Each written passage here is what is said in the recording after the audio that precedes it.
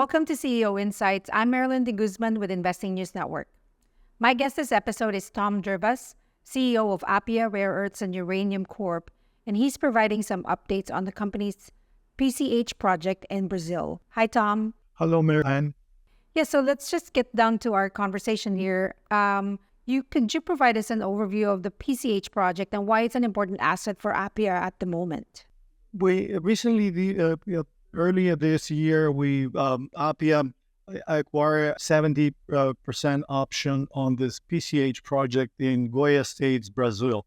It's an ionic rare earths and ionic clay type deposit or prospect. Appia has been working in exploring for rare earths in Saskatchewan for many years, but these rare earth ionic clays, rare earth prospects are great because usually the rare earths occur within the clay, which is the top 10 to 20, 30 meters from surface.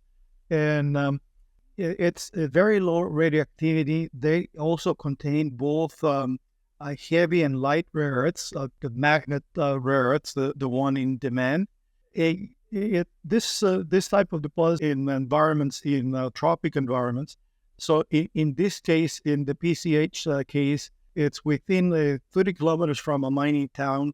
We have very good access with roads. There is power and there is water. We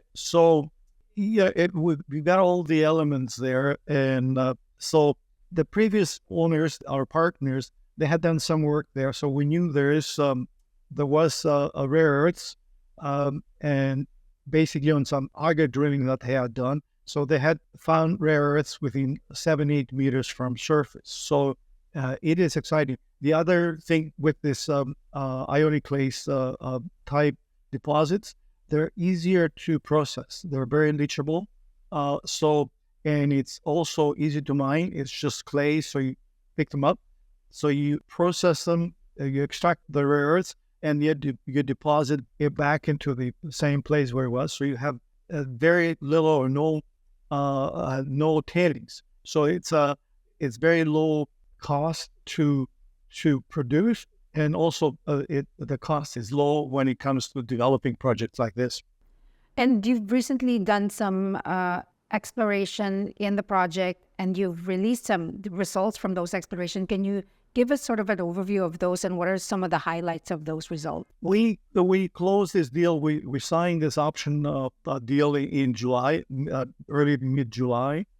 We started drilling at the end of July, and by the middle of September, we had completed 147 reverse circulation drill holes and about 70 auger holes and one diamond drill hole. So we have besides the project, we have a very good technical team down there to come with the project.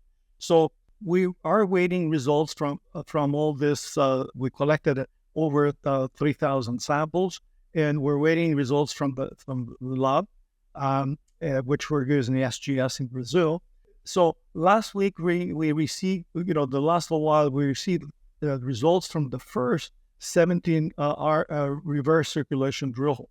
So we released those, and we were very excited to see that all the holes are mineralized. 70 holes are mineralized, in most cases from top to bottom. We knew that this mineralized zone had 7-8 meters depth.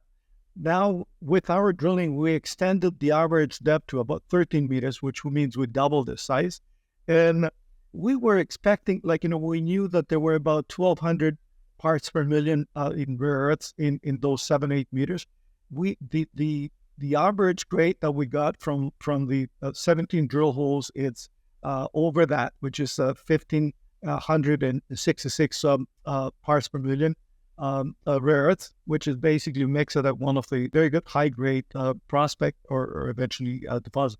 So we did receive the first holes. Now, I got to mention to you that within that 1,560 parts per million zone, there's high-grade. There's basically another section which is 4,000 or 5,000 parts per million, 7-8 meters, high-grade.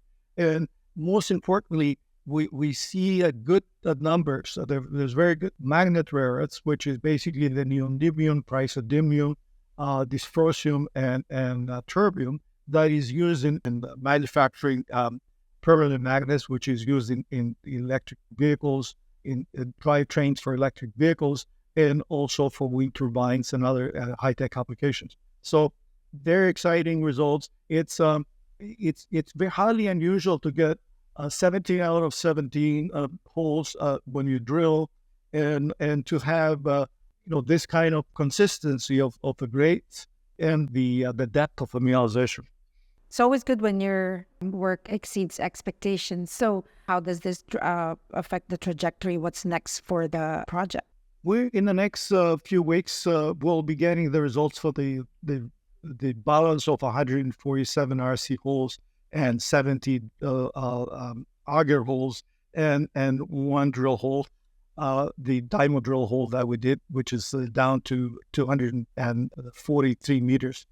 Once we get all this, we're planning to do the first 43-on-1 resource, a resource calculation. We're going to hire an independent group, engineering group, to do the resource calculation. And then we want to follow that PEA. That's a preliminary economic assessment. And then if all things will look good, which we think it's a good possibility, we want to move this project to the pre-feasibility stage next year. Now, just for perspective, there is another large deposit in the same province, in the same area, that is undergoing development. It's almost finished, going to development, and their average grade is 1,200 parts per million per ton. There is another deposit in Uganda, in Africa, like this, that is they're going into development, and they've got around 600 parts per million.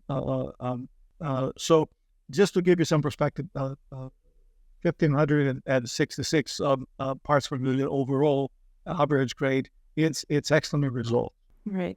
I wonder if you could tell our audience, the investment community, the sort of the driving factor behind Brazil. Your company has projects in Canada, and then this latest acquisition in Brazil. Why Brazil? Well, the company has been working for the last few years up in the Alces Lake in northwestern Saskatchewan, around the Uranium City. We're getting some very good results. We did finish. We did a lot of exploration this summer, and we finished 40 diamond drill holes that we're expecting results. Once we get the results, we'll be announcing that.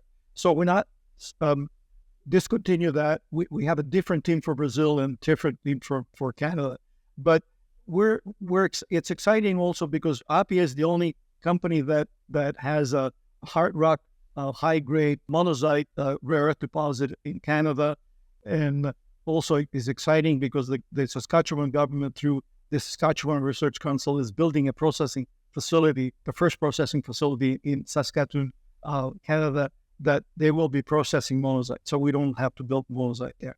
But in addition to that, we have a PCH project, which is an ionic clay, and there's only a few projects of ionic clays. There is actually right now, all these projects that are in production are in China and in southern China, and the average grade, as far as we know, there is up to 700 parts per million.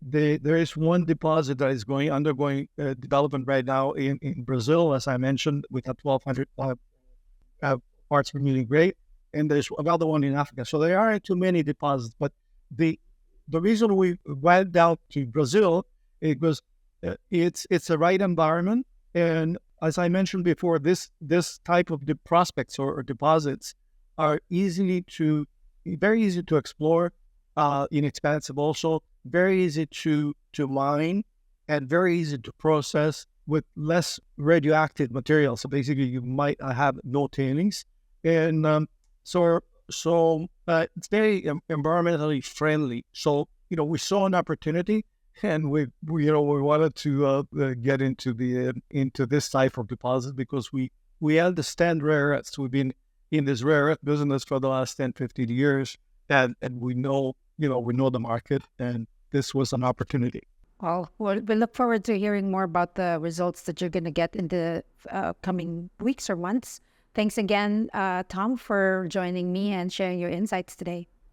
Maryland, thank you. And I would suggest that the investors or whoever would like to visit our website, appiarau.com. There's the last press release there. We got all the results there, and also some maps and graphs. So and also stay tuned for the balance of the results. They're coming. So we're very excited, and thank you for the opportunity. Thank you again, Tom, for joining me today, and look forward to seeing you again next time. Thank you. Thanks so much. Hope everything works out well. And thanks everyone for watching. Join us again next time for another engaging conversation on CEO Insights. If you like this video, make sure you subscribe to our channel and turn on notifications so you don't miss future updates and interviews. See you next time.